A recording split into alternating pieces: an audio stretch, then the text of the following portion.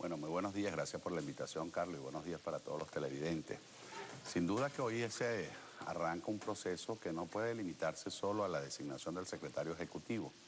Yo antes de hablar sobre el tema quisiera hacerle un reconocimiento público a Ramón Guillermo Aveledo, quien ha hecho un papel extraordinario al frente de esta organización que no le pertenece a los partidos, sino que es un patrimonio de todo el pueblo de Venezuela que quiere una salida democrática, que quiere un cambio para sacar a Venezuela de la profunda crisis en la que hoy está sumergido.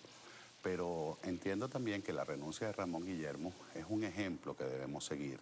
Significa el desprendimiento de un hombre que había venido teniendo un buen desempeño, pero que entiende el necesario cambio dentro de la mesa de la Esa fue la unidad. razón fundamental, a lo mejor el necesario cambio, como tú señalas, o tal vez la fatiga, o un ataque artero tras bastidores que desarrollaron algunos factores, no sabemos si de la mesa de la unidad misma, o tal vez incluso del factor oficial, pero lo atacaron de una manera muy artera, ¿no?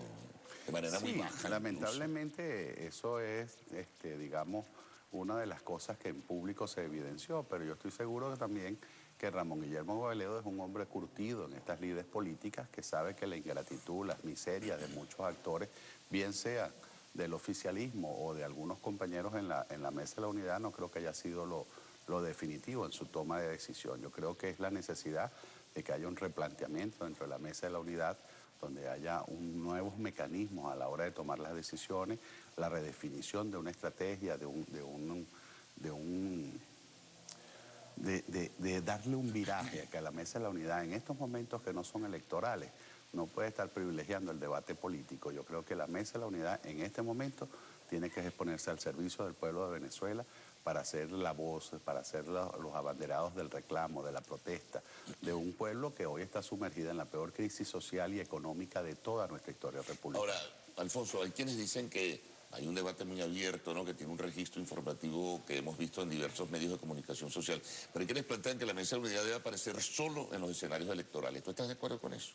No, yo creo que la mesa de la unidad tiene que ser para la definición de políticas y en este caso nuestra política fundamental tiene que ser la de serle útil al pueblo de Venezuela. Por eso yo insisto, la mesa de la unidad en este momento tiene que ponerse o privilegiar el debate económico, el debate social, es decir, acompañar a esa madre venezolana que sale todos los días a hacer largas colas de 3, 4 horas para tratar de conseguir leche para sus hijos, para buscarle a ese padre un aliento, una voz que lo identifique con sus problemas, ese que trata de conseguir un empleo y no es posible, ese que todos los días ve a veces a sus hijos a las 2, 3 de la tarde sin poder tener incluso el acceso al desayuno, y que nosotros vamos a seguir hablando de lo político. No tenemos que hablar de ese punto, tenemos que hablar de esos temas y tenemos que acompañar a ese pueblo en su justo reclamo en este momento. Ahora, hay consenso para ello entre los diferentes partidos, las diferentes fuerzas. Se están hablando de incorporar no solamente a la mutua partidos políticos,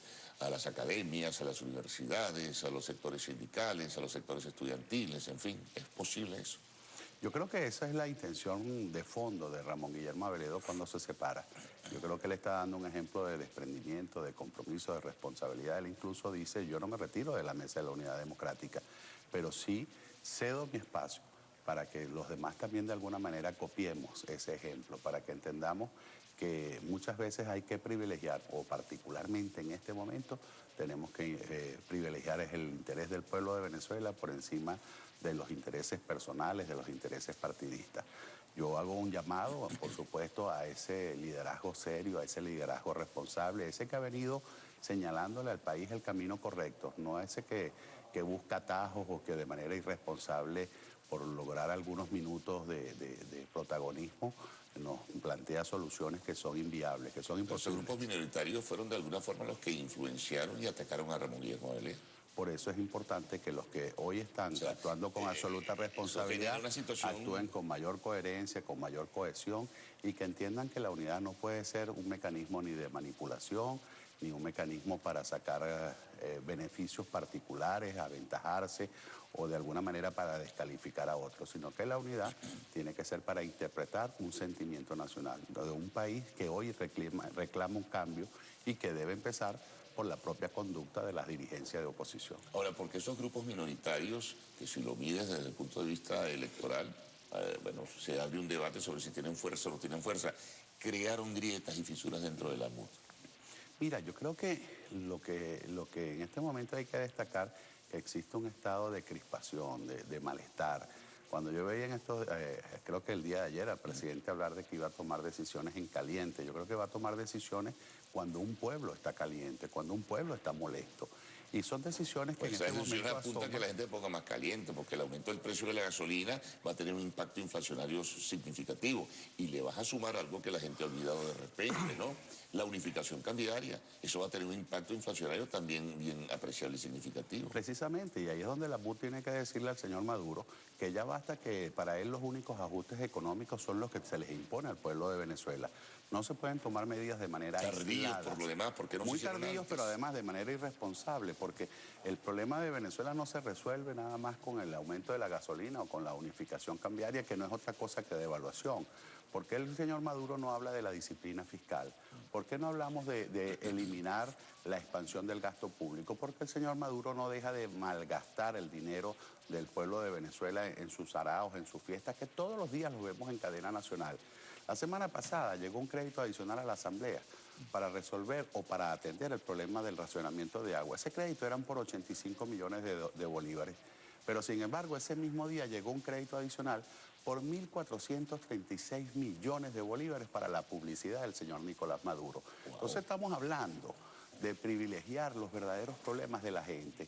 Estamos hablando de que no se pueden seguir manejando. O sea, que la propaganda es más importante que el agua. Para el señor Maduro, sí. Para el señor Maduro, sí.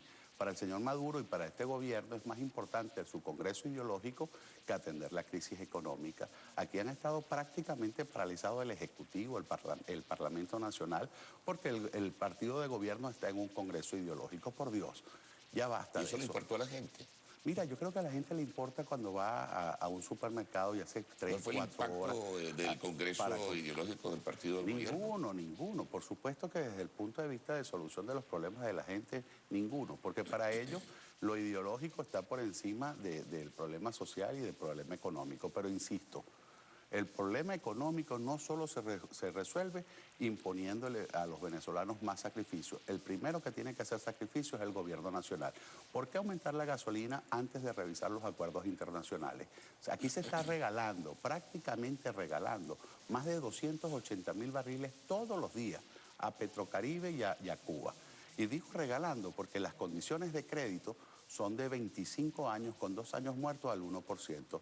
Bueno, señor Maduro, ya que usted quiere aumentar el precio de la gasolina y dice que no regala el petróleo en el extranjero, bueno, también dele a los venezolanos las mismas políticas de crédito. Ahora, ¿el gobierno será capaz de desmontar esos acuerdos internacionales?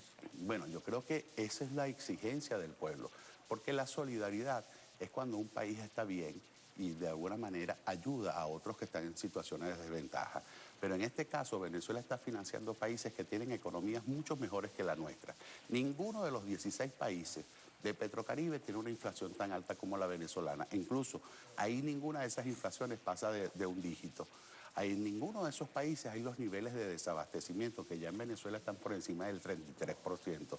Por eso insistimos nosotros, si usted quiere tomar medidas, reduzca la expansión fiscal del gasto público, acabe con la emisión de dinero inorgánico, deje ya la guachafita y el despilfarro que tienen con las reservas internacionales. Aquello que empezó por 1 millardito ya va por más de 100 millardos de dólares. Y eso es lo que nos ha llevado a que Venezuela tenga hoy la inflación más alta del mundo y unos niveles de desabastecimiento que eran impensables. Ahora, el colectivo reacciona frente a eso. Me llamó la atención cómo la gente, hace un momento presentamos un reportaje en el noticiero, cómo la gente está aceptando, Alfonso, con pasividad, 4 o 5 horas de cola. Bueno, como la rutina, como lo cotidiano, eso ya nos tenemos que acostumbrar. Oye, la reacción de la gente va a seguir siendo esa. Carlos, yo no creo que la gente se esté acostumbrando. Yo creo que la gente en este momento no tiene otra opción. Y por eso es que nosotros tenemos que abrir la mente de los venezolanos a que sí hay una posibilidad de cambio, de que podemos vivir distinto, de que hay una opción que representa el progreso y el bienestar para todos los venezolanos.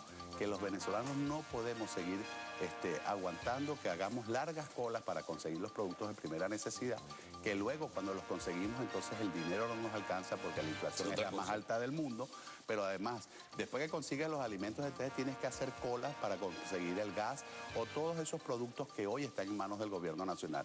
Maduro no puede seguir diciendo a los venezolanos que aquí hay una guerra económica. Aquí lo que hay es una economía de guerra, producto de las expropiaciones, de las confiscaciones. Todos los productos que hoy están escaseando son precisamente aquellos donde el gobierno ha estatizado la producción nacional. Alfonso, muchas gracias.